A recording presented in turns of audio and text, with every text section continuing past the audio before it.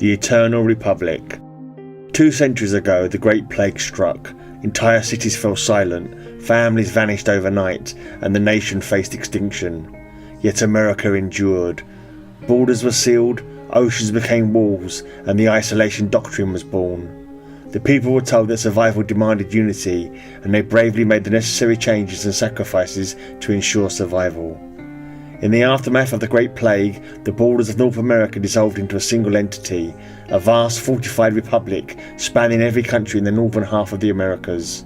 This new union, forged in the crucible of survival, erected an imposing wall across the narrowest part of the continent, the Isthmus of Panama, a grim barrier designed to keep out the plague-ridden nations of South America. The wall was not just stone and steel, but a symbol of resolve, a testament to the tenacity that shaped this new world order. Every country in the northern half of the Americas was absorbed into this fortified alliance, united by a shared desperation to contain the contagion and preserve their way of life. The southern lands, ravaged and quarantined, became a forbidden zone, a wasteland of disease and despair, sealed off from the prosperous north by the relentless barrier.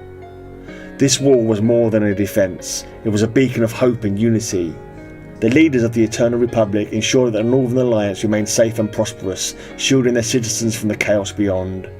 It stood as a symbol of collective strength and resilience, built on the shared commitment of every nation to protect their people and preserve a thriving society. In this new world, survival was a testament to cooperation, sacrifice, and the unwavering spirit of the Republic. The fertility mandate was introduced. Women were praised for their noble duty to replenish the population. 2 in every 3 children were born plague positive. They did not survive the hour.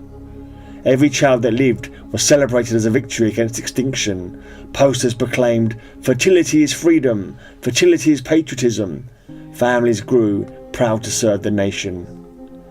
Purification centres opened. Citizens who showed signs of plague ripening were removed for the good of all. They were honoured as martyrs, their sacrifice ensuring the safety of the populace. The resistance, crazed and plague-ridden, raged against this noble system, but they were swiftly contained. A universal serum was administered, a miracle that helped to keep the plague dormant. America stood strong, untouched by foreign corruption, purified by sacrifice, sustained by fertility. The people lived in safety, guided by the wisdom of their benefactors. Except, none of this is true.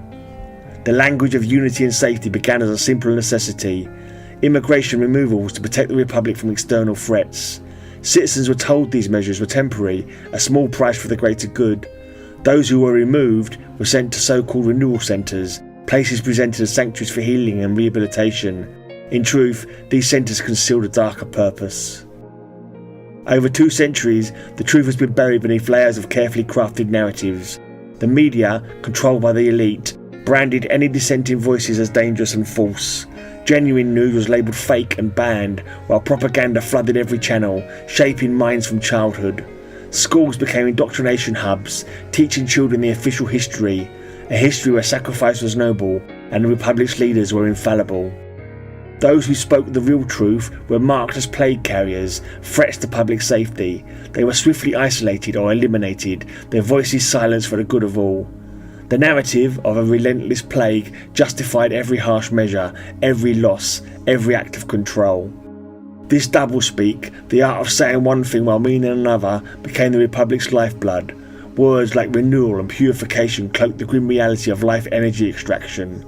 The elite's grip tightened as the populace accepted their roles, unaware they were part of a vast unending harvest. The Republic's survival depended on this deception. The people, conditioned to believe in the benevolence of their leaders, marched willingly into a future built on lies, their lives a currency for the immortality of the few. The plague never existed.